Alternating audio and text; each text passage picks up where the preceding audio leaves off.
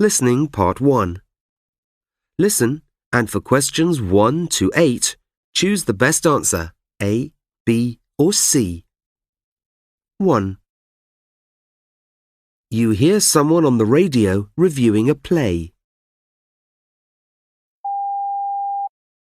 Red Roses is a new play about a young Russian girl living in London who wants to become an actress, but has to work on a flower stall to make a living.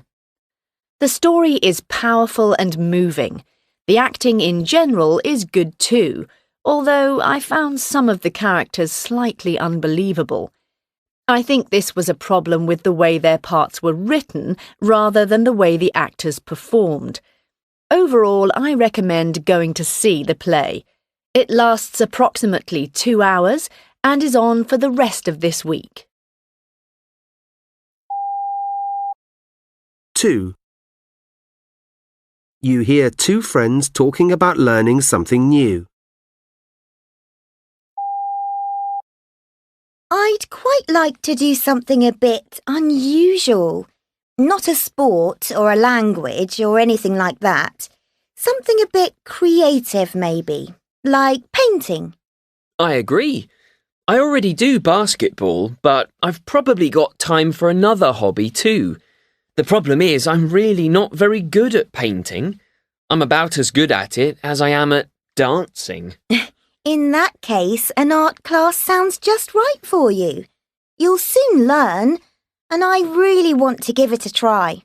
Well, all right then. It'll be fun if we do it together. 3. You hear a young woman talking on the radio. My mother is an actress, and my father is a film director. So I suppose they had a big influence on my career ambitions when I was young. I joined a drama class and got a few parts in TV commercials, but I was more interested in the script and the way it was directed than in acting. I've always been a keen reader, so I suppose I naturally thought about being an author.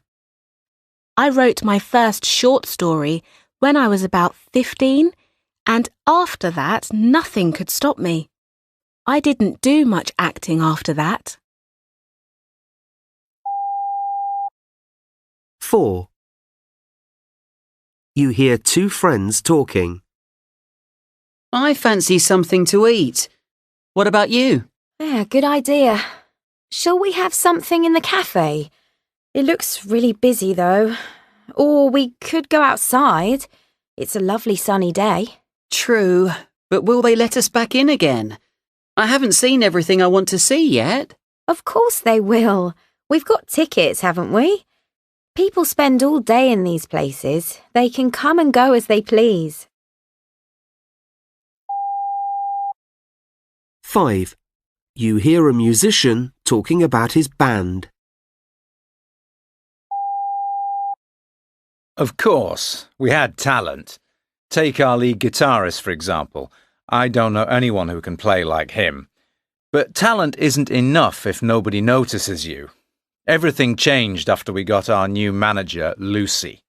Lucy had friends in the music industry like record producers and people on TV. She got us auditions, concerts, and a lot of media coverage too. Then it all happened really fast. We went from performing in restaurants and at weddings to making headlines. Without Lucy, we would be nothing. 6. You hear a boy and girl talking about their plans. It's still raining. What do you want to do this afternoon? We could play computer games. Or how about going round to Megan's house? Megan's away this week, and I don't really want to stay at home just because it's raining. I know. Dad can take us into the Metro Centre. Cool. I need to buy some trainers, and there are some good shops there. Maybe there's a film on at the cinema too. There's nothing good on this week. But I'm happy to go around town. I need to buy some things anyway. 7. You hear a tour guide talking to a group of tourists. Right. We're going to stop in a minute to look at the Hollywood Bowl, probably the most famous outdoor concert arena in the United States. Some of the greatest names in music have performed there, like the Beatles. Now, when we get off the coach, we've got a group ticket, so you can just walk on through into the arena. Go right to the top for a great view of the famous Hollywood sign. After that, we're going to meet back here at the coach and drive to Griffith Park, where we'll go for a walk.